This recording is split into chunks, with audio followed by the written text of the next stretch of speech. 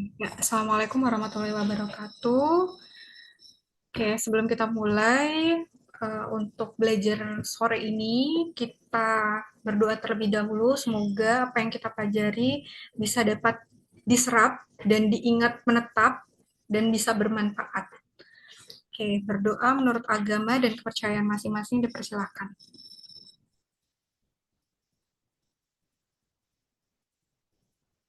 Ya, berdoa selesai. Oke. Oke, jadi sebelum kan mintanya fisiologi ya, Dek. Biar nangkep fisiologinya, kita ke anatominya dulu. Udah kuliah anatomi belum ya sama dokter Diana? Belum ya? Oke. Jadi kalau secara garis besarnya, jadi kayak kalau kita lihat anatominya itu ada di regio yang namanya ginjal itu kan ada dua ya, Dek, kanan sama kiri. Nah, itu ada kalau kita lihat dia ada di bagian retro peritoneal. Jadi ada di bagian di belakang sebenarnya. Di depan-depannya kan masih ada beberapa organ yang lainnya. Nah, kemudian kita ke bawah. Nah, ini lebih ke arah komponennya apa aja kalau misalnya kita bahas di blog ini ya, tentang saluran perkemihan. Jadi proses pembentukan urin sendiri kan dari ginjalnya sendiri, terus sebenarnya sisanya adalah sebagai tempat penampungan dan penyaluran.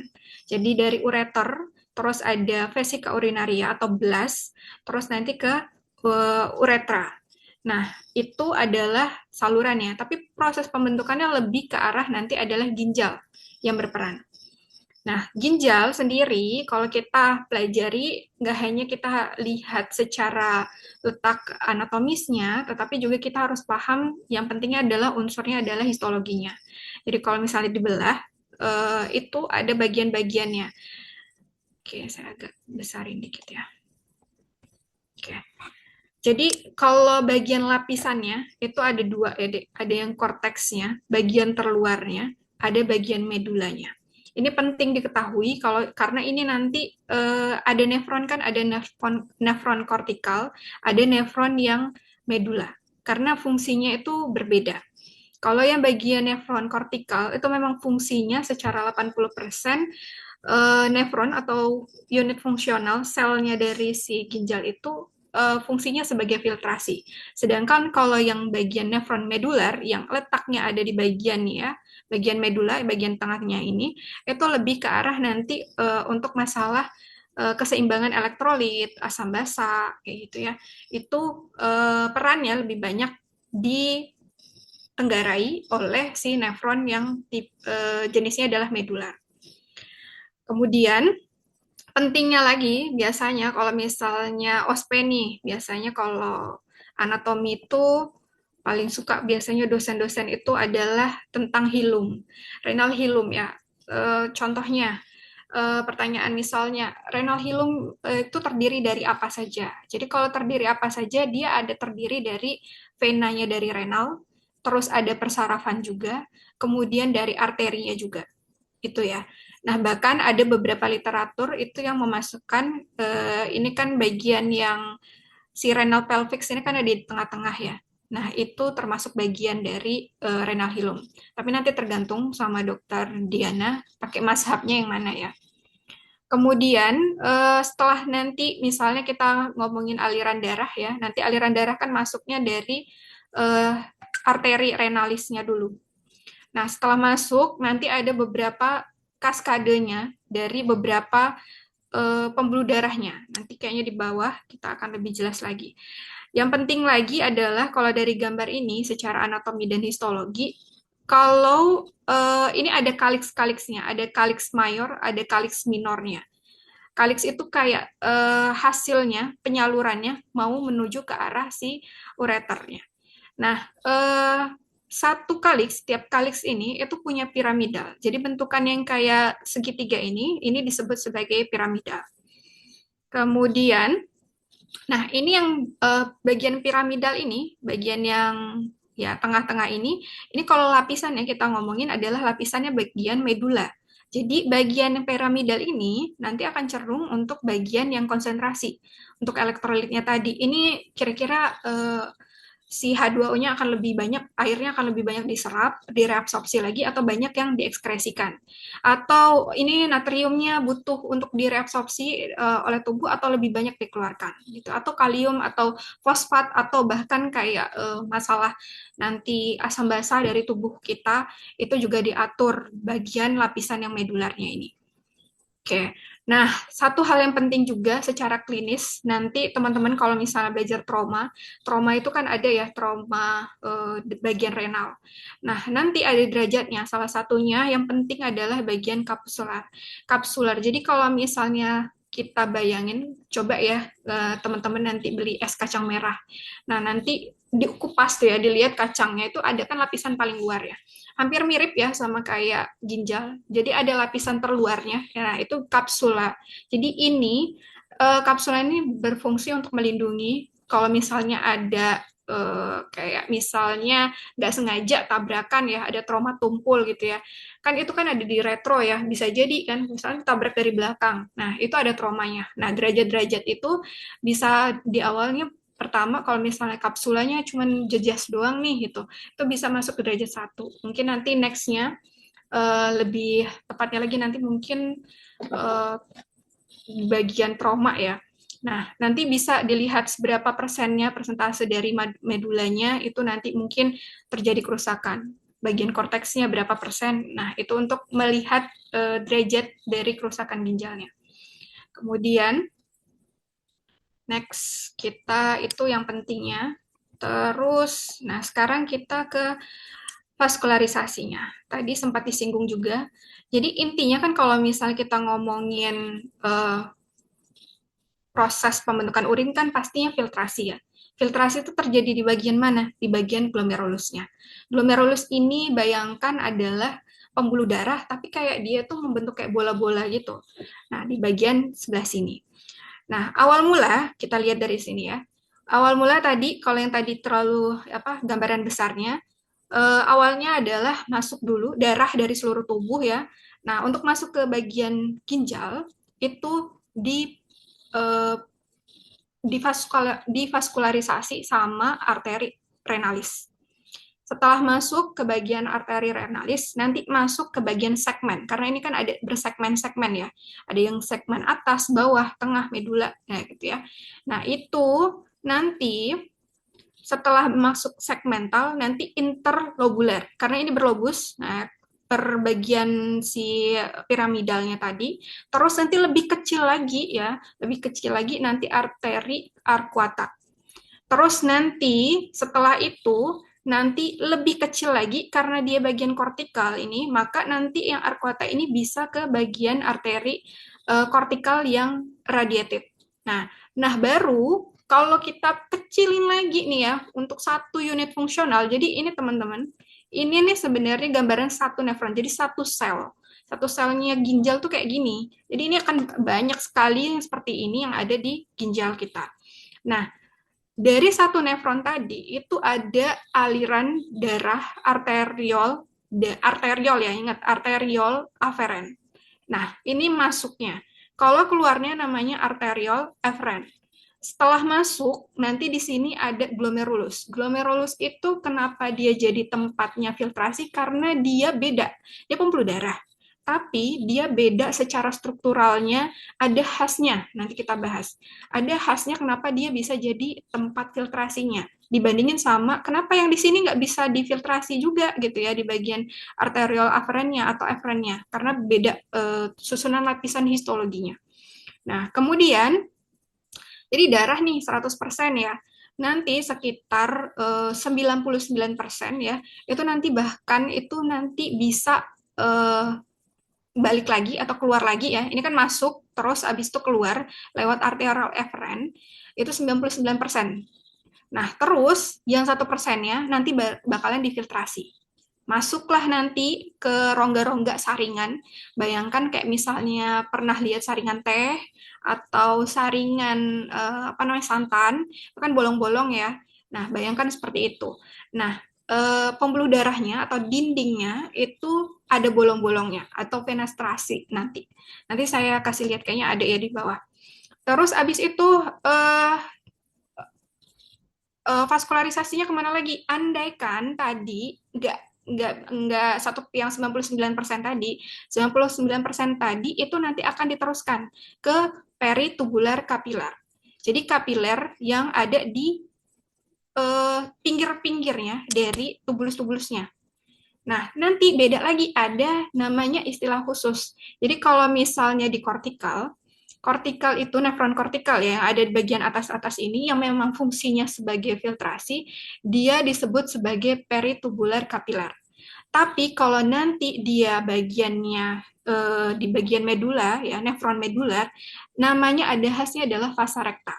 Vasa recta itu nanti yang berfungsi tadi sebagai gradient dari elektrolit ya. Oke, setelah dari nanti di fase peritubular kapiler ini kan masih darah bersih ya, darah bersih. Terus abis itu nanti masuk untuk ke ini kan mau balik nih dari seluruh tubuh ya, dari ginjal mau balik ke bagian jantung lagi. Maka nanti akan dari kapiler ini masuk ke bagian vena. Venanya terus nanti keluar bagian radiated lagi, arcuata, interlobular, baru ke bagian vena renalis. Baru keluar dari ginjal untuk nanti diteruskan darah itu ke seluruh tubuh lagi ya. Nanti untuk balik ke jantung dulu, ingat balik ke jantung dulu. Nanti barusan setelah nanti ada prosesnya dari yang di jantung ke paru-paru, nanti baru bersih lagi, gitu lagi. Itu per menit ya, nanti ada hitungannya. Oke, terus habis itu, nah ya ini gambarannya tadi yang ini, jadi ada network-networknya gitu, jaring-jaringnya. Nah, terus ini adalah bagian yang tadi vaskularisasinya. Lalu untuk si nefronnya sendiri apa gitu ya bagiannya? Pertama ada kapsula glomerulus. Ya, compact ininya susunannya. Terus abis itu masuknya lagi adalah tubulus proximalis. Kalau yang ini glomerulus capsula ini fungsinya sebagai tempat filtrasi. Kalau yang tubulus proximal, ini bisa dikatakan 65% air itu direabsorpsi lagi. Jadi yang 1% tadi, yang keluar, yang darah yang disaring ya, kan keluar nih 1%. Itu dikembalikan lagi 65%-nya, balik lagi ke seluruh tubuh kita, balik lagi ke pembuluh darah yang ada di peri tubularnya. Nih, yang di sebelah sini ya, nanti akan direabsorpsi lagi. Kalau misalnya ternyata ada protein yang lolos nih, misalnya albumin kan terlalu kecil ya, atau glukosa yang lolos gitu ya, bisa sampai lolos berarti kebanyakan gula kan ya. Nah, itu masih bisa ada kemampuan tubuh kita untuk mereabsorpsinya lagi, itu di tubulus proximal. Nah, next-nya nanti akan masuk ke lengkung Henle. Lengkung Henle itu ada yang parts-nya adalah descendant, terus nanti ada parts yang ascendant, yang dia adalah yang segmen tebal sama segmen tipis. Ya, ini segmennya, ada segmennya. Terus nanti setelah itu dari lengkung Henle, ini penting sekali nanti untuk konsentrasi atau dilusi dari urin kita. Ini mau pekat atau mau cair gitu ya. Ada perannya sama hormonnya ADH juga di sana. Di sini ya nanti kerjanya. Nanti kita bahas di fisiologinya. Nah, setelah dari ini tadi dari lengkung Henle-nya, terus nanti ke tubulus distal. Jadi ingat juga, Dek, proses reabsorpsi itu enggak, oh bukan nih, misalnya di tubulus proksimal itu cuma sekresi atau reabsorpsi aja gitu, enggak. Jadi memang beberapa segmen itu memang ada kerjanya reabsorpsi sama sekresi berbarengan. Tapi enggak semua dari segmen-segmen tersebut mereabsorpsi atau mensekresikan zat yang sama. Karena ada yang tipikalnya, kalau yang bagian yang descendant ini, ya, loop yang ini menurun ini itu dia permeable terhadap air. Jadi di sini udah 65% air diserap ya di proksimal, di sini diserap lagi. Karena dia bocor bisa tembus dan masuk nanti ke pembuluh darah yang peritubularnya tadi ya. Nah, tapi bagian ascendingnya tadi yang ini ascending yang naik ke atas dia impermeable, jadi tidak bisa menembus. Kalau ada air di sini ya masih ada airnya, ini nggak bisa ditembus. Dia akan menembusnya itu atau mereabsorpsinya tugasnya adalah natrium.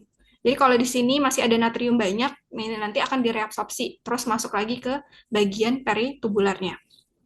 Oke, nah tapi di sini nanti ada hormon ADH, aldosteron. Nah, itu kalau misalnya teraktivasi, maka kerjanya adalah di bagian sini sama ke bagian distal dari tubulus distalnya. Nah, itu nanti akan terbuka gate-nya. Jadi kayak harus ada hormon ADH dulu atau ada aldosteron dulu. Kalau memang butuh, nah baru nanti gate-nya kebuka. Tapi kalau enggak, masih normal-normal aja, gate-nya tertutup. Jadi ini tidak apa namanya reabsorpsi air tidak terjadi di sini gitu ya. Terus kalau sudah selesai, nah ini nanti di ductus collectivus ya. Oke, terus nanti ke bagian renal pelvisnya keluar nanti, terus abis itu nanti barusan ke ureter. Oke, terus kita ke nefron lagi. Tadi nefronnya sudah ya, tadi udah dijelaskan. Oke, ini sudah saya jelaskan tadi berdasarkan gambar ya. Jadi ada proximal, Henle tadi, ada yang bawah ya, descendant, ada tebal sama tipisnya segmennya. Nah, ini mungkin dulu ya saya kalau misalnya waktu histologi soal-soal untuk sokah pospe ya, biasanya adalah epitelnya. Jadi dilihat kalau misalnya lihat gampang sih sebenarnya lihat yang kontur terus proksimal nih dek. Kalau proksimal itu dia epitel kuboid simplex ya sederhana. Ada mikrofilinya. Karena kan dia akan lebih banyak tadi 65% bahkan lebih banyak didominasi di bagian yang proksimal. Maka akan lebih mudah harus lebih tipis biar si yang sekresi yang diekskresikan itu lebih banyak nanti untuk bisa direabsorpsi lagi, bisa digunakan oleh tubuh kita. Nah, tapi kalau di bagian lengkung Henle loopnya itu kita bisa lihat masih sama tapi tidak ada mikrofilinya. Dia masih epitel squamous simplex di bagian yang tebal yang tadi yang descendant itu kan nih H2O hanya reabsorpsi ini, tapi kalau yang bagian ascendingnya itu lebih banyak natrium sama NaCl ya garam ya, tapi dia tidak menyerap H2O kecuali tadi kalau misalnya ada hormon ADH.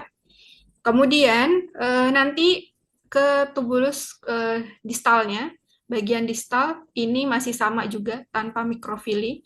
Nanti ion-ion tertentu juga.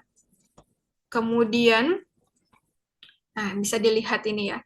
Jadi karena ini prosesnya adalah untuk pertukaran, maka bentuk epitelnya adalah simplex. Jadi contohnya aja waktu kayak respirasi ya di alveolus, epitelnya apa? Epitelnya simplex juga kan, squamous simplex juga. Jadi untuk namanya pertukaran zat itu biasanya secara histologi epitelnya adalah epitel eh, yang ini squamous ya, yang ini kuboid ya. Kalau karena bentukannya adalah untuk sekresi, ada sekresinya juga, dia kuboid. Kalau di paru-paru kan dia squamous gitu ya. Oke, lanjut lagi. Oke, kita ke ureter. Nah, setelah tadi dari ginjal keluar ya, jadi ureter itu kayak tabung, kayak penyalur aja sebenarnya ya.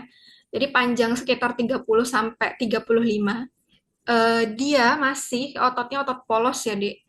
Ototnya otot polos, terus ada peristaltiknya. Jadi kayak meremas gitu. Jadi kalau misalnya selagi ada urin yang akan dialirkan ke vesika urinaria, itu ada gerakan peristaltiknya.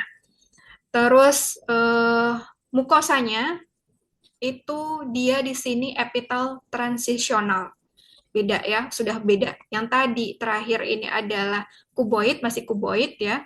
Terus yang ini squam, ini kayaknya menurut saya kayaknya ini salah deh ini ya. Kuboid tetap kuboid ini. Coba nanti dilihat lagi waktu kuliah histologi ya.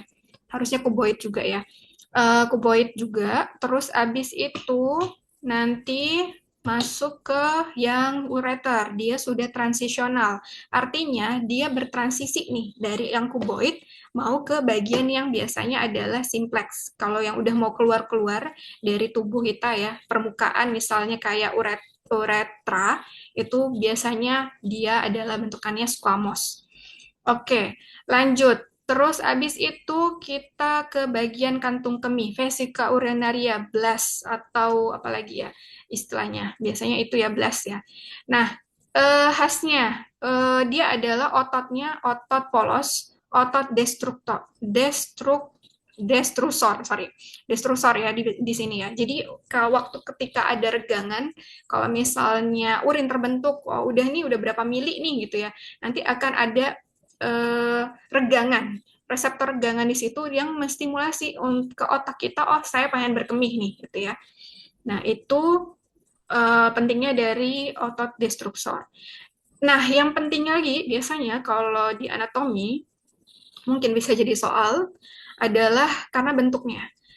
uh, Bentuknya trigon ya. Jadi kayak bentuknya segitiga. Fundusnya itu di atas, di apa namanya di bagian atas ini. Ini fundus. Kemudian nanti yang puncaknya itu adanya di bawah, di bagian internal uretral ini. Kan mau sphincternya tadi. Terus abis itu ini lehernya ya. Jadi di bagian sini, sorry, di sini ya, uretral internal. Terus abis itu, sorry, biar kelihatan. Oke, ini uretralnya di sini ya, lehernya. Terus ini ya kardiaknya atau korpusnya, badannya. Ini trigonumnya bentuknya. Terus histologinya masih sama tadi ya, masih epitalnya transisi, ya, transisional. Berarti di sini juga yang ureter transisional, di sini pun transisional. Terus muskulusnya, lapisannya khasnya adalah otot destrusor. Terus abis itu bedanya lagi antara laki-laki sama perempuan. Kalau laki-laki itu dia letaknya adalah di kantung retrovesical. Sedangkan kalau perempuan dia di kantung vesiko uterus. Karena di depannya, sorry, di belakangnya blast itu ada uterusnya. Sorry, bentar ya. Nah, ini. Nih ya. Ini kan perempuan ya. Nah, di belakangnya itu ada rahim. Jadi makanya kenapa waktu nanti mungkin waktu repro, teman-teman waktu belajar proses persalinan, kenapa wanita hamil ya mau melahirkan, wah nyeri banget gitu ya. Salah satunya disuruh mengosongkan dari si blastnya atau vesika urinarianya. Karena kalau misalnya tekanan yang besar mau keluar tuh ya bayinya, nah di sini kan bisa pecah jadinya ya. Kalau ini ternyata masih tergang kayak balon gitu ya, makanya disuruh pipis dulu gitu. Atau kalau nggak bisa pipis karena kejepit, ini mungkin di kateter nanti. Oke, itu pada perempuan. Terus pada laki-laki ya tadi ya, suplai darahnya bedanya itu tadi salah satunya adalah kalau di perempuan itu ada vaskularisasi dari vaginal internal. Kalau yang laki-laki itu hanya arteri iliaka internal yang memvaskularisasinya. Oke. Terus yang secara klinis lagi ini khas pentingnya lagi adalah pada laki-laki itu kan ada ini ya prostat ya. Makanya salah satunya nanti gimana caranya untuk menentukan seberapa besarnya eh, pembesaran waktu BPH ya, pembesaran prostat, itu bisa dilakukan pemeriksaan colok dubur. Karena tadi kan ini dekat banget ya sama dubur mana ya tadi kok saya. Oke, ini kan dekat sama dubur nih. Jadi nanti dicolok duburnya. Jadi colok dubur itu nggak cuman untuk meriksa oh ada ambeien atau enggak gitu ya. Salah satunya juga untuk melihat kira-kira ini ada kanker prostat nggak ya gitu ya. Jadi pembesaran ini karena BPH biasa atau bisa jadi potensial ke arah kanker. Jadi diraba kira-kira keraskah benjolannya atau muluskah. Nah itu nanti dinilai bisa melalui colok dubur. Oke, terus abis itu kita ke uretra. Uretra itu eh, dia kayak saluran ya, sama aja sebenarnya. Bedanya kalau misalnya laki-laki sama perempuan, laki-laki panjang nih, karena nanti dia pada laki-laki dia berfungsi juga sebagai saluran reproduksi. Jadi pipisnya, urinnya, sama bagian kalau misalnya ada spermanya itu nyatu ya salurannya. Khas pentingnya lagi adalah nanti bagian trauma ya, Dek. Kalau belajar trauma uretra, itu nanti ada yang anterior sama posterior. Nah, nanti dia di sini bisa aja putus di sini ya. Kayak misalnya dia kecelakaan, terus ada trauma di bagian abdomen bawah, terus ada tiba-tiba kok ada jejas di bagian itu, terus keluhan tidak bisa berkemih. Nah, salah satunya bisa jadi terjadi trauma pada bagian uretranya. Terus habis itu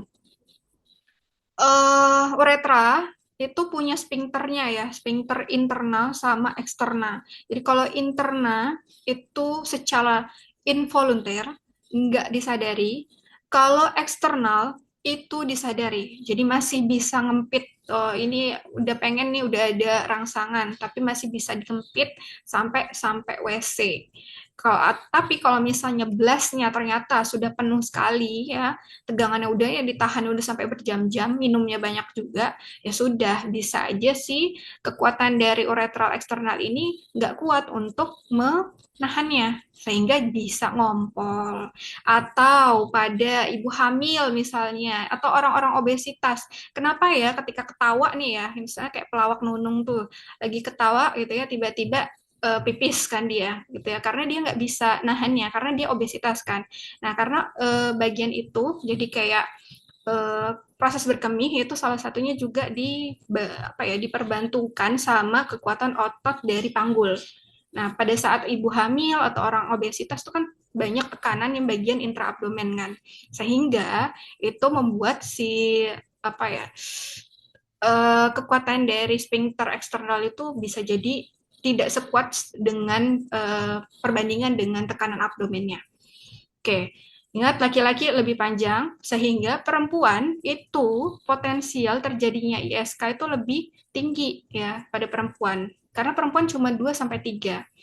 Nah, itu yang bisa kita lihat. Terus sama satu lagi, karena ini bagian juga nanti apa namanya reproduksi. Nah, si bagian uretra laki-laki itu dibagi jadi 3 pars ya. Ada 3 bagian. Pars prostat. Jadi dari sini sampai sini itu pars prostat epitalnya masih transisional. Jadi yang ini transisional. Terus yang di sini kolumnar ya, membran, terus sama spongiosa itu epitalnya kolumnar pseudo stratified ya. Itu apa namanya jenis epitalnya. Nah, kalau yang perempuan itu ada cuman yang bagian yang epital kolumnar pseudo stratified, nggak ada yang transisionalnya. Oke, bahkan yang bagian luarnya ya itu sudah masuknya misalnya di bagian vulvanya misalnya itu sudah squamous ya. Oke, terus abis itu sudah sampai sini, oke, sampai ke anatomi sama histologi, ada yang mau ditanyakan? Masih aman? Oke, saya lanjutkan ya. Fisiologinya ginjal. Sebenarnya kita udah pernah bahas waktu FBS 2 ya. Jadi fungsi ginjal tuh ada banyak. Jadi nggak cuman fluid balance aja, tapi keseimbangan elektrolit juga. Kenapa pentingnya elektrolit itu? Kemarin kan kita juga sudah bahas ya, gimana biolistriknya saraf kita, biolistriknya jantung kita, itu sangat dipengaruhi sama natrium, kalium, ya bahkan kayak fosfat sama HCO3 itu juga salah satunya berperan pada asam basa tubuh. Kalau tubuh terlalu asam atau terlalu basa, maka fisiologi tubuhnya atau homeostasisnya pasti akan terganggu. Jadi fungsinya suatu sel manapun itu akan terganggu. Maka sangat penting bagi ginjal untuk menjaga homeostasis elektrolit ini.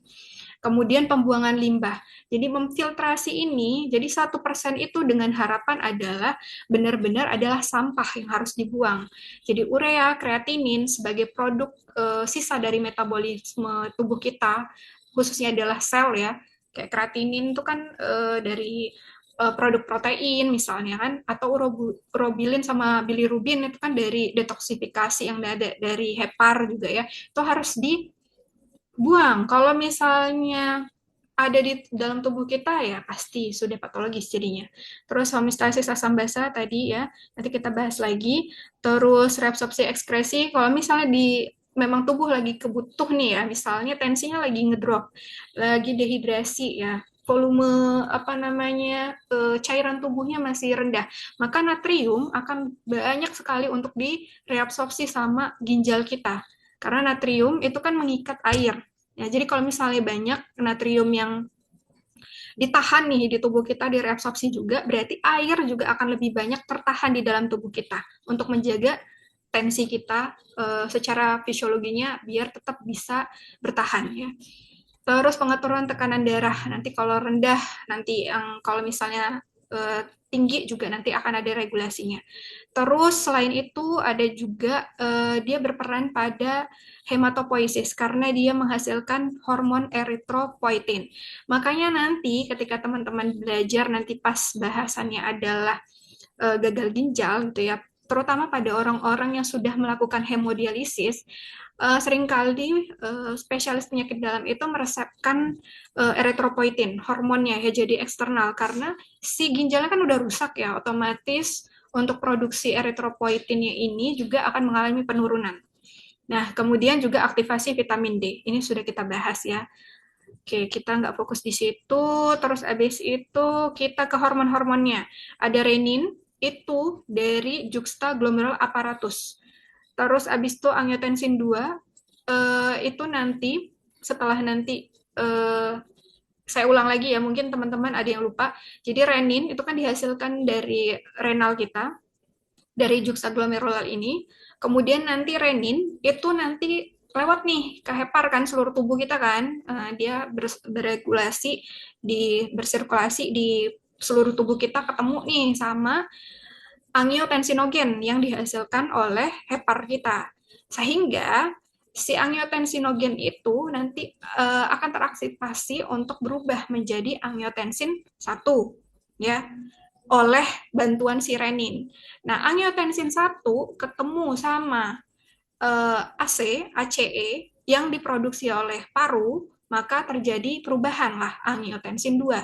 Nah, angiotensin 2 inilah yang sangat berperan pada regulasi tekanan darah. Jadi pada saat dehidrasi, seorang pasien itu mengalami shock, atau secara natrium misalnya, oh ternyata terdeteksi nih terlalu rendah nih natrium, maka angiotensin 2 itu akan teraktivasi membuat terjadinya vasokonstriksi untuk mempertahankan tekanan darah biar nggak kolaps ya. Tekanan darah jadi untuk terjadinya vasokonstriksi seluruh tubuh kita. Nah, tapi nanti kalau di bagian yang apa namanya pembuluh darah yang ada di renal, di nefron, itu nanti kan filtrasi ini harus tetap terjadi ya. Jadi si sampah-sampah itu juga akan harus tetap terbuang kan. Dan tekanan dari filtrasi ini kan salah satunya dipengaruhi oleh tekanan darah. Kalau tekanan darahnya terlalu rendah, misalnya pada saat shock, otomatis di sini GFR-nya juga mengalami penurunan. Biar si GFR ini tetap bagus ya, mungkin di semua tubuh kita itu terjadinya vasokonstriksi ya, karena tadi ada efek dari angiotensin 2-nya tadi. Tapi secara untuk yang bagian arterial aferen ini nanti akan terjadinya dilatasi sehingga nanti darah-darah itu yang masuk nanti akan lebih banyak. Kan tekanannya rendah ya, misalnya 80/50 misalnya pasien shock misalnya. Nah, otomatis kan terlalu rendah, sedangkan regulasinya biasanya mungkin 110. Sehingga ini nggak cukup nih tekanan ini untuk bisa sampai ke filtrasinya. Nah, makanya akan lebih banyak dilebarin lah ini si pipanya lah ibaratkan ya, selangnya tadi atau arteriol aferennya ini biar nanti aliran darah akan lebih banyak masuk ke sini dan filtrasi atau GFR-nya tetap dalam keadaan yang normal. Normalnya dalam keadaan kompensasi ya, dalam keadaan shock tadi. Nah, tapi kalau dia di seluruh tubuh misalnya, kapiler yang ada di tangan kita atau di jantung kita, bahkan di bagian kaki kita kan pasti akralnya jadi dingin ya. Nah, itu terjadinya vasokonstriksi nanti karena efek dari angiotensin 2. Selain itu, angiotensin 2 juga akan memberikan masukan kepada otak kita di bagian pusat osmoregulator, di bagian hipotalamus, hipofis, ya hipotalamus, bagian regulasi haus sama ya pusat haus ya. Jadi sehingga kita tuh ada oh ini haus nih, sehingga kita ada secara intelektual ke bagian korteks kita, bagian apa namanya frontal kita, kita mau cari minum, kita makanya mau minum. Nah, terus di sisi lain angiotensin 2 ini nanti akan mengaktifasi si aldosteron untuk bisa disekresikan. Teraktivasi nih. Aldosteron apa gunanya? Gunanya adalah untuk menjaga si natrium ini akan lebih banyak direabsorpsi, kaliumnya akan lebih banyak diekskresikan. Gitu. Nah, nanti selain apa namanya hormon tadi, ini kan jadi berjenjang ya. Kalau renin, angiotensin 2, aldosteron itu cenderung akan berjenjang. Nah, nanti kalau ADH nanti ada regulasinya lagi. Nah, dia teraktivasi ketika di otak kita kan ada darahnya tetap berregulasi nih. Nah, di bagian hipotalamus ternyata misalnya mendeteksi nih di bagian osmoreseptornya gitu ya. Kok ini tekanan darahnya atau tekanan dari cairannya terlalu rendah tadi ya. Maka osmolaritasnya misalnya tadi mengalami peningkatan ya. Ingat, kalau osmolaritas itu, kalau yang ini, kalau misalnya dia meningkat, jadi normalnya kalau di ekstraseluler itu 300 miliosmol ya, Dek. Kalau misalnya airnya terlalu sedikit, otomatis kan dia akan terjadi terlalu pekat kan. Contohnya, mungkin biar biar masuk gula nih, gula. Saya biasanya normalnya misalnya buat kopi atau buat teh misalnya 2 sendok aja nih, airnya 100 mili. Nah, tapi karena air saya tinggal dikit lagi, saya cuma 50 mili aja. Nah, tapi ini sebenarnya gulanya masih ada 2 sendok. Kira-kira lebih kental nggak? Lebih kental kan? Nah, lebih kentalnya tadi menunjukkan osmolaritasnya akan mengalami peningkatan. Jadi lebih dari 300 miliosmol di cairan ekstraseluler. Nah, ketika itu terdeteksi, maka nanti akan ada respon pelepasan hormon antidiuretik hormon. Jadi nanti ADH ini nanti impact-nya nanti ke bagian tubulusnya tadi, bagian yang loop ascending-nya itu nanti gate-nya itu kebuka. Jadi yang tadinya impermeable, jadi nggak bisa tuh si H2O bisa tembus dari bagian tubulus ascending, itu bisa tembus karena ada ini, ada ADH-nya.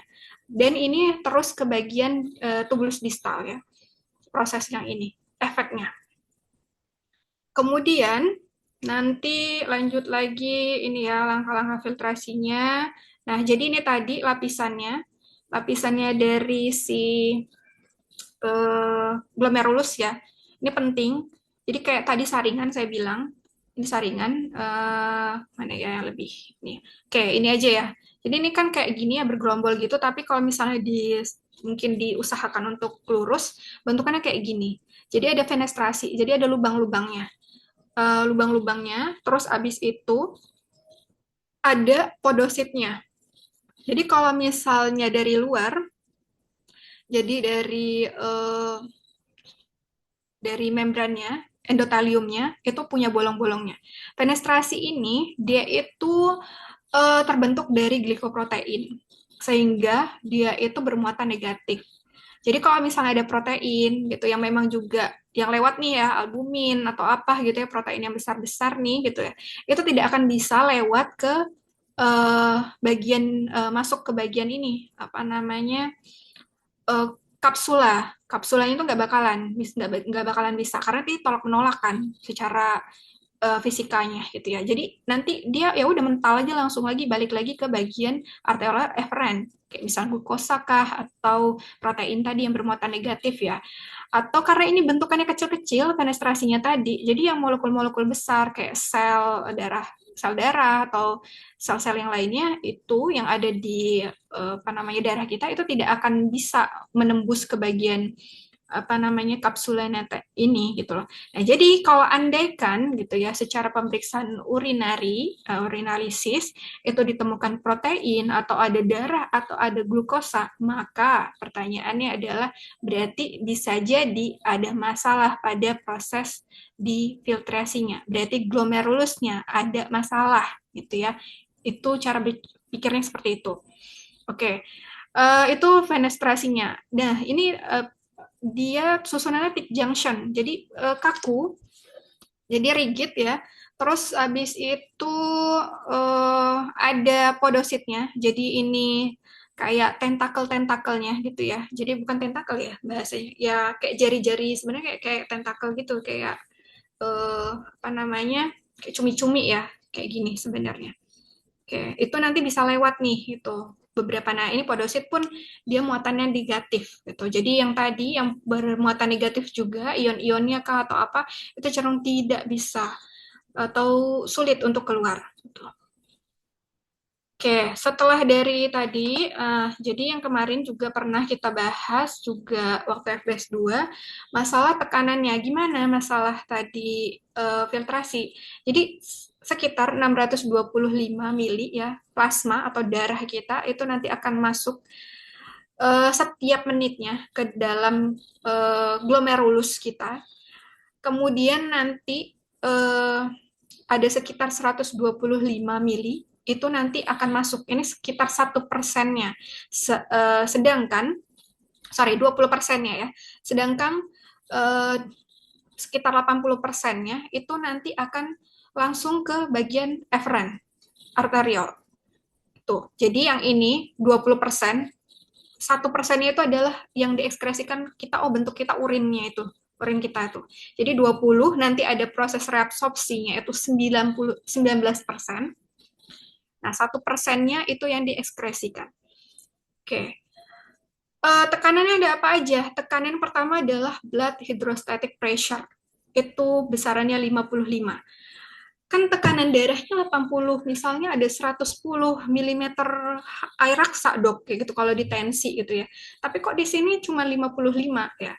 Jadi kalau misalnya secara sistemik ya, itu kan bloodnya adanya tekanan darahnya itu kan di bagian apa namanya vena yang apa namanya ini uh, bagian radialis ya, bagian di tangan gitu.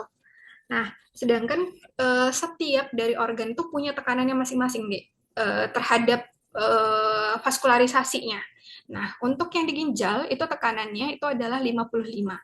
Kemudian ini mengarah ya menuju ke bagian kapsula. Sedangkan ada tekanan yang berlawanan gitu ya. Pertama adalah osmotic pressure-nya. Jadi koloid yang ada di sini, jadi kayak yang tersaring ya di bagian sebelah sini nih, udah masuk nih ke bagian kapsula nih, itu beberapa zat yang harus diekspresikan, kreatinin misalnya atau ureum. Nah itu ada di sini, terus terkonsentrasi. Nah ini membuat ada tekanan di sana. Itu besarnya sebesar 30 mmHg. Kemudian di sisi lain karena ini juga ada cairan dari sini ya, di bagian ini kan ada cairan nih, yang sekitar 20% tadi itu punya tekanan untuk melawan, untuk bisa balik lagi, itu sekitar 15 mmHg. Tapi karena tekanan yang blood hydrostatic pressure-nya atau tekanan sistemiknya kita itu lebih besar, maka net filtration itu sebesar 10 mmHg. Jadi kita hanya perlu segini nih untuk bisa terjadinya proses filtrasi yang normal gitu ya. Oke, ini jadi ginjal itu menerima 1/4 dari curah jantung dalam jadi 1 liter darah per menitnya, gitu ya. Ini untuk masalah GFR. Kontrolnya ini tadi, jadi kalau misalnya tekanan darahnya rendah, nanti pertama adalah arteriol aferennya otomatis kan nanti mengalami penurunan nih. Nanti terdeteksi nih sama si arteriol tadi. Nah, akhirnya nanti terjadi kan penurunan juga dari ototnya tadi. Sehingga kan tadi saya bilang yang lain mungkin secara sistemik pada vasokonstriksi nih gitu ya, ini vasokonstriksi ini. Tapi untuk arteriol aferen itu dia vasodilatasi biar untuk ngumpulin nih lebih banyak, biar banyak nih bagian apa darahnya tuh yang tetap banyak tekanannya untuk terjadinya filtrasi. Kemudian GFR secara menurun juga itu nanti dari NaCl-nya atau garam itu juga nanti akan terdeteksi Sehingga nanti yang mendeteksi adalah makula densa atau di bagian di juxta glomerular kompleksnya ya. Nah, ini nanti pelepasan dari vasoaktif chemical itu nanti akan dihambat sehingga terjadilah vasodilatasi. Jadi kayak nitric oxide yang harusnya dia dirilis nih kalau misalnya dalam keadaan normal, itu nanti itu dia nanti akan dihambat. Sorry, vasoaktifnya dihambat sehingga nanti NO itu kan dia untuk vasodilatasi, itu nanti akan dirilis. Sehingga nanti terjadilah vasodilatasi di bagian aferen. Intinya adalah bagian aferen itu nanti akan dia ngebuka bagian efferentnya, atau nanti cenderung akan dia vasokonstriksi. Jadi untuk menjaga tekanan yang di bagian filtrasinya ini tetap tetap bagus GFR-nya. Oke, terus abis itu, yang ini tadi RAA, udah ya, saya nggak usah jelaskan lagi. Oke, terus abis itu baroreseptor. Ya, jadi kalau misalnya tekanan darah, kan baroreseptor kita kan di arcus aorta ya. Ada juga di atrium juga, salah satunya juga. Itu misalnya terdeteksi karena tekanan darah kita misalnya terlalu rendah. Nah, otomatis akan terjadinya aktivasi secara saraf simpatis untuk melepaskan epinefrin dan norepinefrin untuk efeknya balik lagi untuk vasokonstriksi dari seluruh pembuluh darah yang sistemik ya. Untuk biar nanti tekanan darahnya balik lagi, otomatis GFR juga akan bagus. Nah, respon-respon ini yang tadi myogenik tadi yang apa sih si stretchingnya ya atau peregangan dari muskulus otot dari arterial afferent ini adalah disebut sebagai mekanisme autoregulasi. Jadi nggak perlu dia laporan ke otak dulu, tapi secara independen dia punya kemampuan untuk meregangkan atau mengvasokonstriksikan di bagian arterial afferentnya. Ya, ini adalah kemampuan mekanisme myogenik. Terus yang tadi, yang masalah natrium tadi ya, yang ada di tubulus tadi, itu sebagai tubuloglomerular mechanism. Jadi autoregulasi. Kalau misalnya terjadi perubahan ya tekanan darah antara 80 sampai 180 yang bagian sistolnya, biasanya mekanisme inilah yang teraktivasi, yang bekerja. Tapi kalau misalnya terlalu parah, misalnya dia perdarahan hebat ya, shock sampai kayak gitu. Nah, maka nanti hormon-hormon inilah yang RAS itu akan teraktivasi, secara neural juga dia akan teraktivasi. Oke, terus selanjutnya, oke, autoregulasi tadi udah jelasin, eugenik juga tadi udah. Oke. Terus kita ke langkahnya. Tadi sudah masuk ke filtrasi ya, Dek. Kita masuk di situ, terus kita ke reabsorpsi. Oke, reabsorpsi itu kalau kita ngomongin di ginjal, ingat pembelajaran kita di FBS 1 tentang transport elektrolit ya, itu ada pasif dan ada aktif. Kalau pasif otomatis itu adalah perpindahan gradien tanpa perlu ada ATP. Jadi perpindahan gradien dari satu zat dari gradien konsentrasi tinggi ke konsentrasi rendah. Kalau aktif otomatis butuh ATP, butuh dibayar dulu nih untuk bisa ngebuka gate channel-nya. Oke. Terus abis itu yang aktif ya, yang pasif cenderung biasanya air secara osmosis. Kalau aktif itu biasanya kayak gate channel-nya adalah NAK ATPase. Jadi perlu bayar dulu ATP-nya biar gate-nya bisa terjadi pertukaran natrium sama kaliumnya. Terus abis itu prosesnya gimana? Dia bisa langsung nembus ya, transaluler. Jadi si misalnya H2O tadi itu ya, dia langsung nembus aja nih ke dari sel-sel yang ada di tubulusnya gitu. Atau dia bisa secara paraseluler, jadi di celah-celahnya, di antara antar selnya dia terjadi pertukaran. Terus abis itu penting lagi adalah, oke, ini ya, sama aja intinya, natrium tadi ya pasif. Oke. Nah, ini teman-teman bisa lihat ya. Jadi bayangkan yang ini ya, proses ini itu kan skema yang besarnya. Secara itunya look-nya itu seperti ini ya, Dik.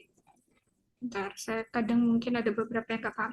Nah, jadi ini nih, ada pertukaran. Jadi kan ada, eh, ini kan kapiler ya, perikapiler, kapiler peritubular, sorry. Terus abis itu di antara si, apa namanya, si tubulusnya itu namanya yang di sini putih-putihnya misalnya ya di sini ini sebagai eh, ruang intersisil, kayak cairan intersisil nanti di sini. Jadi akan ada celahnya di situ, nanti ada terjadi pertukaran. Nah, nanti kalau kita bahas untuk reabsorpsi dan sekresi, maka biasanya tampilannya yang ada di buku itu akan seperti yang seperti ini.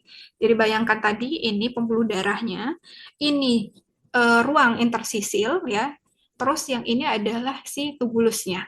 Nah, tubulusnya tadi ini ada banyak ya si gate-nya, atau ini bahkan ini H ini langsung aja masuk nih gitu ya. Atau nanti yang natrium harus bayar dulu nih, Na ke ATPase, harus ada ATP-nya. Oke, terus habis itu kita ke sekresi. Oke, Oke sekresi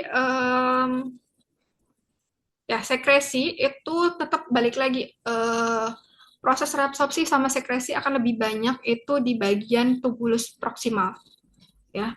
Terus habis itu nanti yang disekresikan itu ada K plus, H plus, atau mungkin obat ya, biar nggak apa namanya eh, lebih banyak. Jadi kayak misalnya yang tadi waktu filtrasi dia bisa lolos gitu ya, tapi di waktu di ini kan ada peritubularnya nih, apa namanya kapilernya. Nah itu dia bisa masuk disekresikan biar keluar aja nih gitu. Jadi si obat-obat tersebut tidak terlalu lama dan tidak terlalu banyak konsentrasinya di dalam tubuh kita gitu. Terus abis itu kalau K sama H plus itu nanti kalau H plus nanti fokusnya nanti waktu kita bahas di asam basa ya. Kalau K plus ini masalah elektrolit. Ya, jadi kalau misalnya natriumnya kurang, biasanya kaliumnya yang akan dibuang. Natriumnya reabsorpsi, kaliumnya dibuang. Ingat hukumnya elektrolit ya.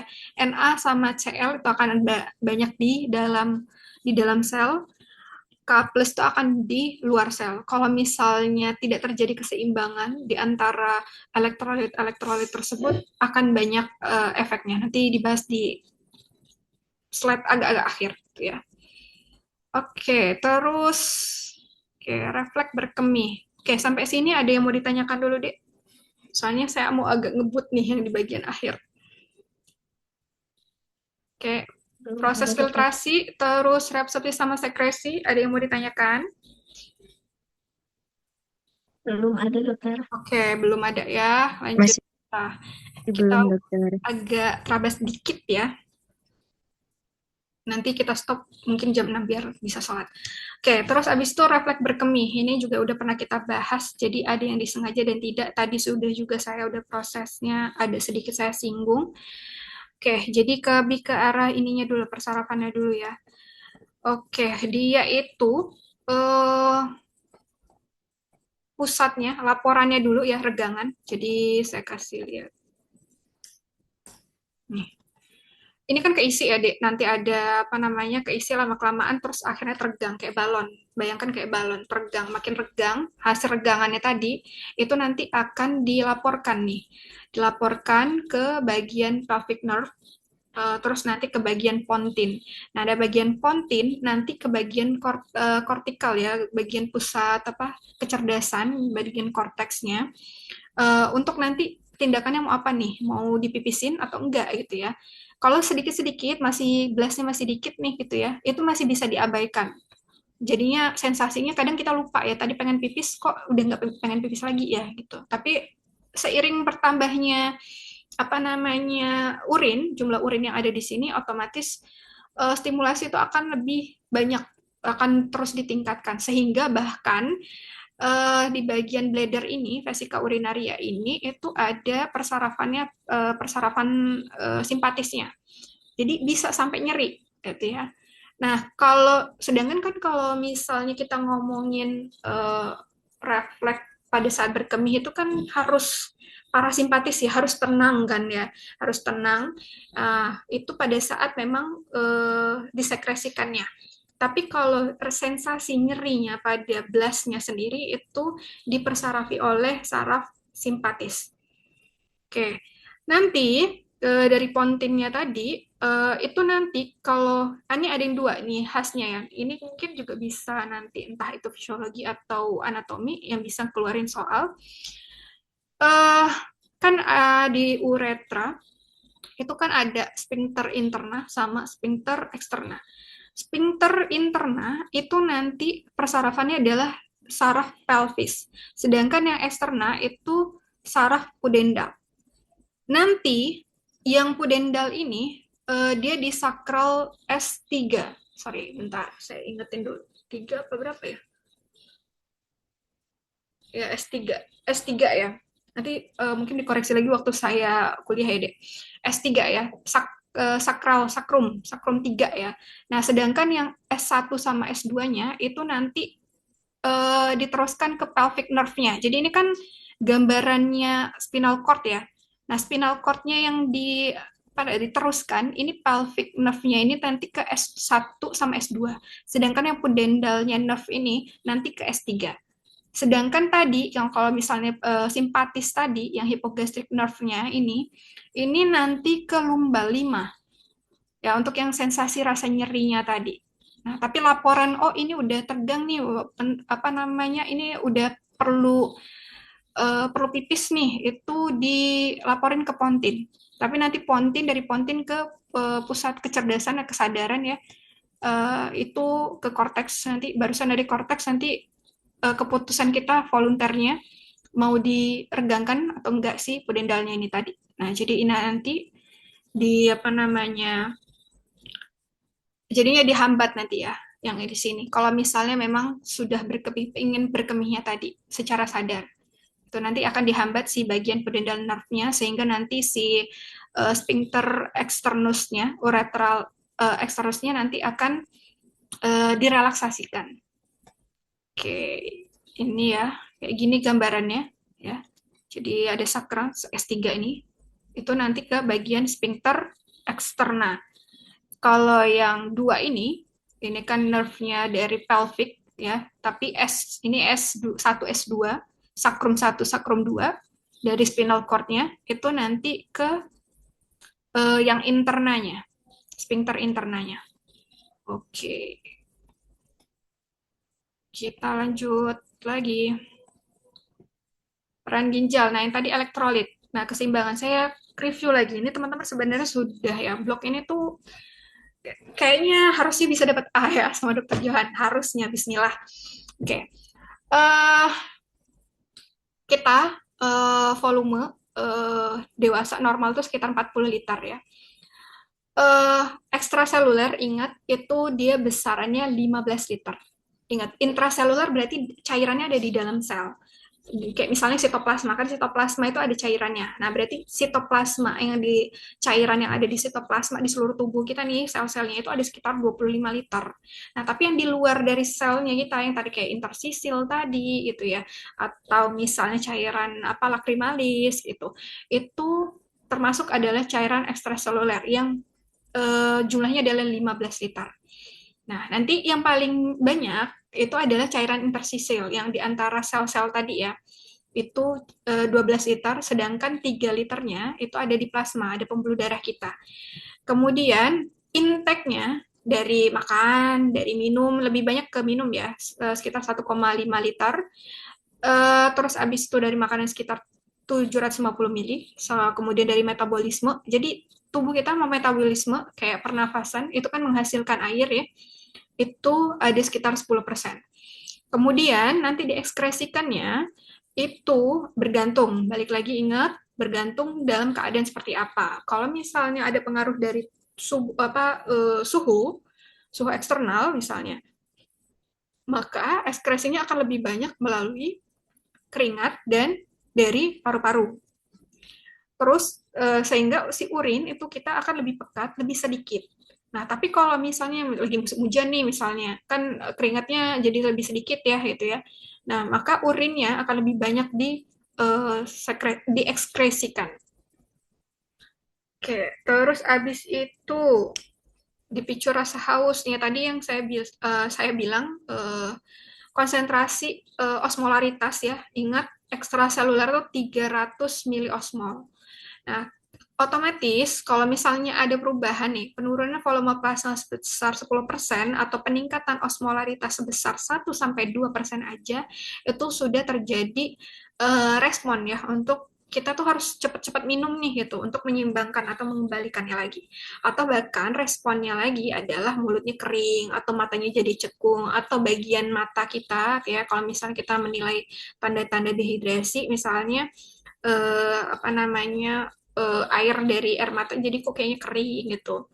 Nah, itu adalah responnya terhadap kurangnya cairan. Kemudian kita ngomongin, oke, sekarang kita ngomongin volume urin. Tadi kan saya bilang ini penting banget ya, osmolaritas ya. Dalam ginjal itu ada namanya counter current mechanism sama multiple counter current. Sorry, multiple counter current sama exchange counter current. Multiple counter current itu apa maksudnya gitu ya? Jadi ini ingat ini bagian yang lebih banyak yang bagian nefron medula ya, yang kayak gini.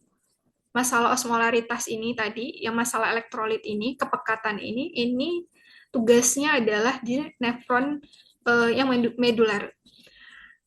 Uh, Osmolaritas. Jadi kayak misalnya ketika si tadi ya dari ini kan tubulus proksimal ya masuk ke bagian lengkung Henle-nya. Ini kan masih 300 miliosmol nih di sini. Terus abis itu lama-kelamaan gradiennya 500, 700, jadi 900, 110, 100, 1200 ya di titik paling ujung. Ini kira-kira sebenarnya makin pekat atau makin cair deh? Saya mau tanya dulu respon kira-kira kalian yang bunga nih. 300, 500, 700, 900 ini makin pekat atau makin encer urinnya?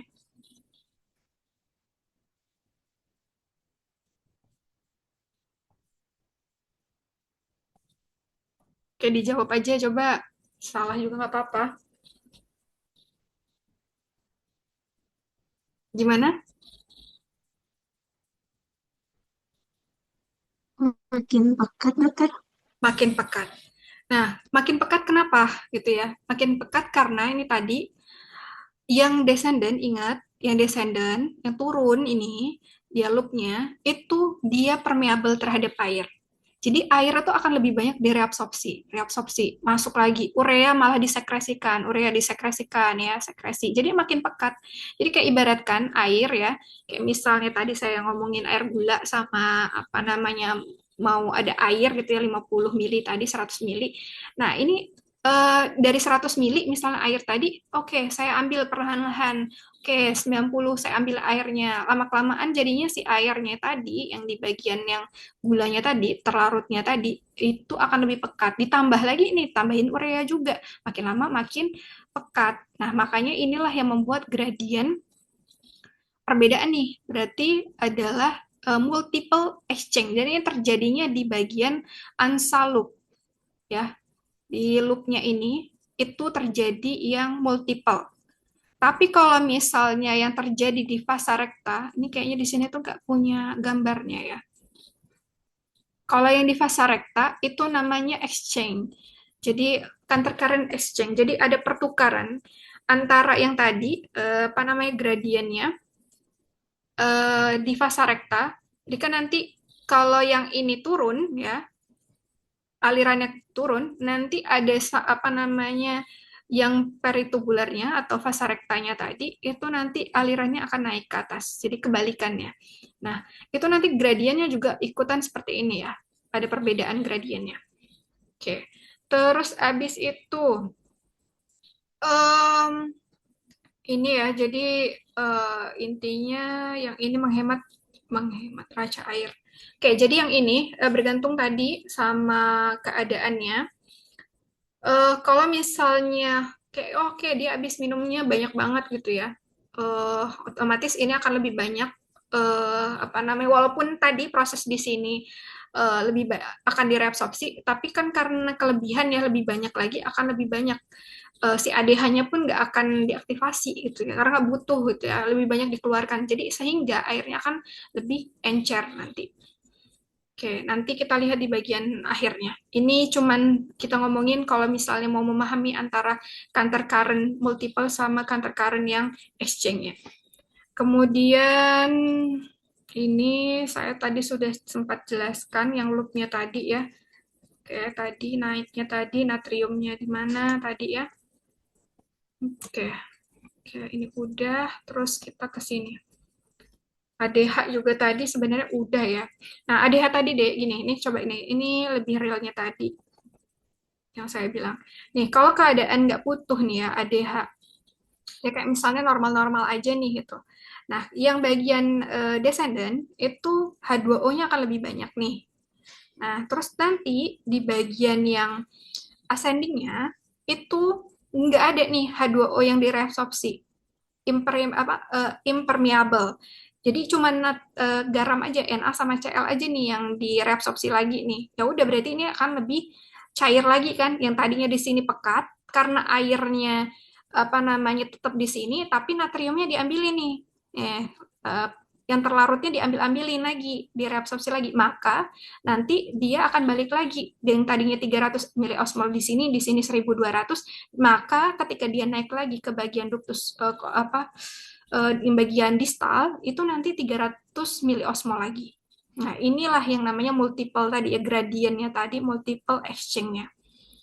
Oke, terus abis itu, nah tapi kalau misalnya ternyata lagi dehidrasi nih ada atau penurunan ya kurang natriumnya misalnya terdeteksi nih gitu natrium kurang di dalam tubuh, maka nanti di sini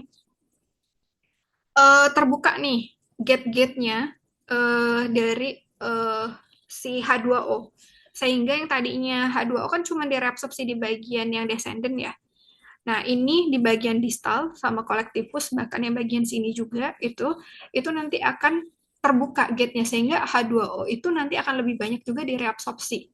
Sehingga tekanan darah, cairan tubuh itu akan lebih banyak lagi diserap untuk menjaga tekanan darahnya. Oke, terus abis itu ini beda ya, Dek. Ini gambar satu, ini gambar dua. Jangan jangan bingung. Oke, ini tadi hipotalamus yang mengeluarkan vasopresin atau ADH, nanti ke apa namanya ginjal tadi efeknya seperti ini. Kemudian nanti juga ke pembuluh darah adalah vasokonstriksi ya. Jadi meningkatkan resistensi atau tahanan vaskular yang ada di sistemik. Kemudian kalau kita ngomongin ini nih, contohnya lagi, ini regulasi umpan baliknya ketika misalnya stimulusnya misalnya terjadi peningkatan osmolaritas. Berarti kan airnya sedikit ya. Kalau peningkatan osmolaritas berarti butuh air. Ketika butuh air, maka osmoreseptor ini kan yang ada di hipotalamus atau di bagian vena portal itu akan terstimulasi secara langsung. Pusat dari rasa haus itu akan diaktifasi sehingga kita mau minum. Nah, kalau sudah minum balik lagi gitu ya ke keadaan normal. Kemudian di sisi lain gitu ya dari ini, jadi nggak cuma ke bagian center dari pusat haus, tapi juga mengaktifkan ke bagian nukleus supraoptik itu untuk mensekresikan di bagian ini posterior pituitari atau hipofisis posterior untuk mensekresikan ADH. Nah, makanya nanti ke arteriol sama ke ginjal. Efeknya seperti yang di atas.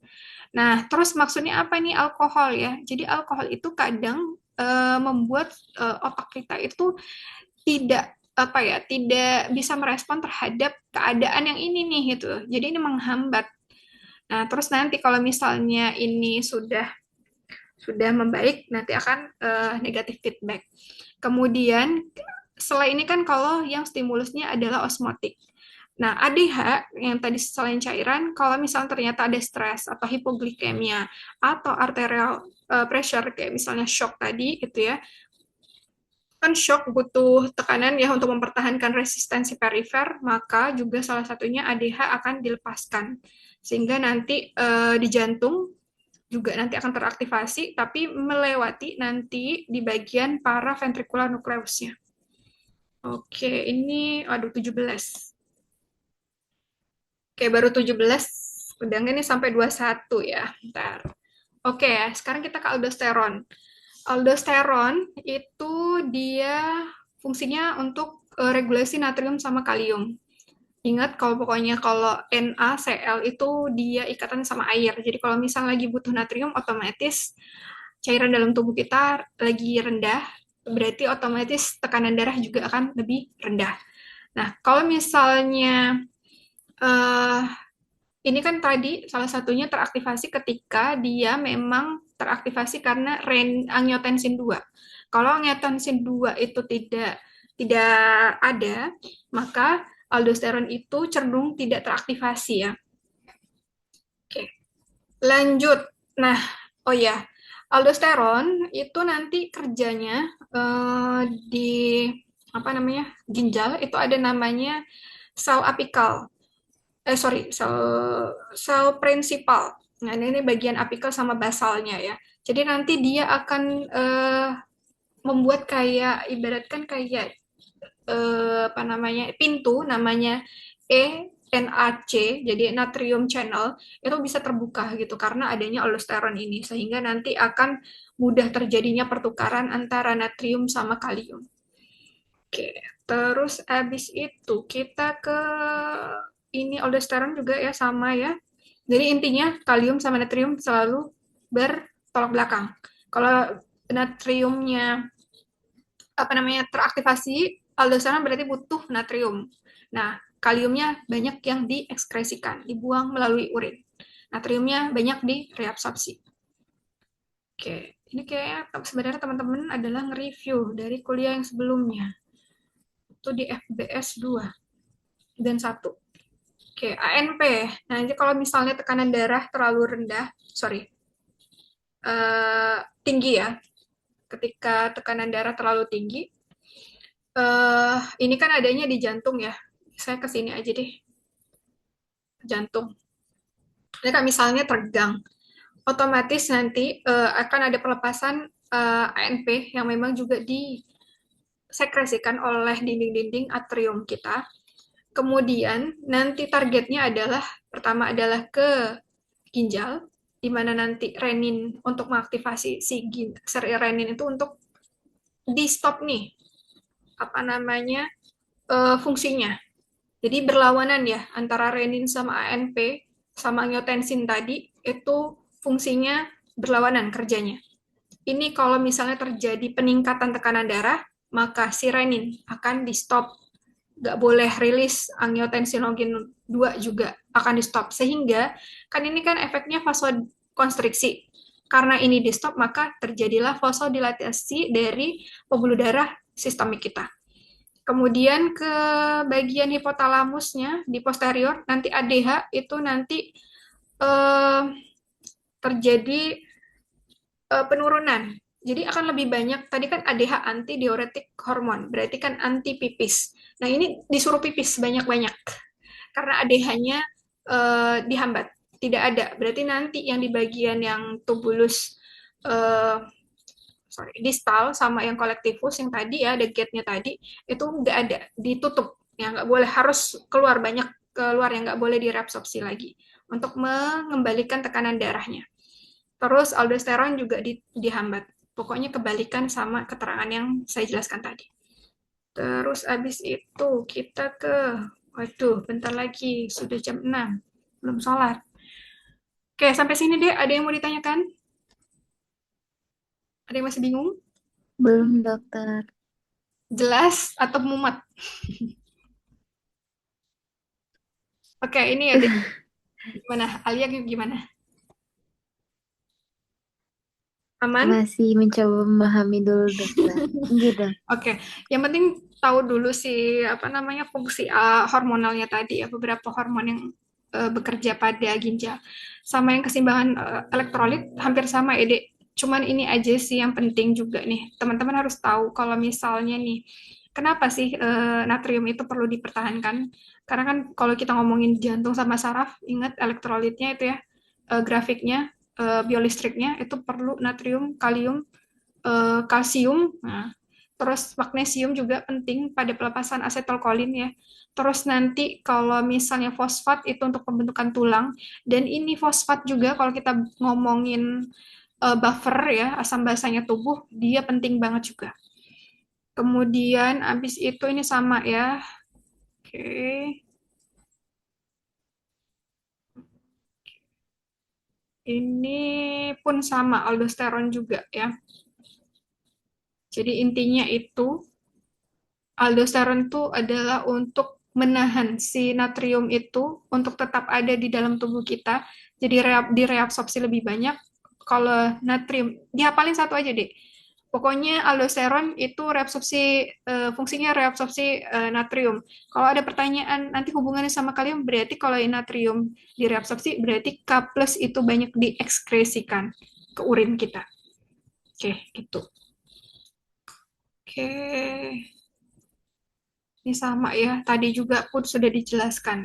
Oke, saya mau lihat dulu ada yang belum nggak. Ini udah ya, tadi udah dijelaskan ya. Masalah ini tadi aktivasi RAAS. Oke, osmolaritas juga sudah tadi. Ya, sudah sampai sini.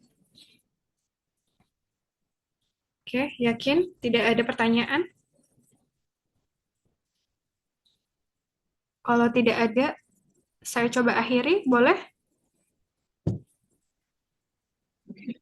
Iya, dokter. Oke, terima kasih banyak. Semoga bisa menyelesaikan, nanti dilanjutkan lagi. Besok pun insya Allah nanti ketemu lagi sama saya. Nanti kalau misalnya setelah dihayati ada pertanyaan, bisa ditanyakan besok ya, waktu di kampus ya. Oke, saya akhiri. Wassalamualaikum warahmatullahi wabarakatuh. Waalaikumsalam Terima kasih warahmatullahi banyak, dokter. wabarakatuh. Terima kasih Terima banyak, kasih, dokter. dokter.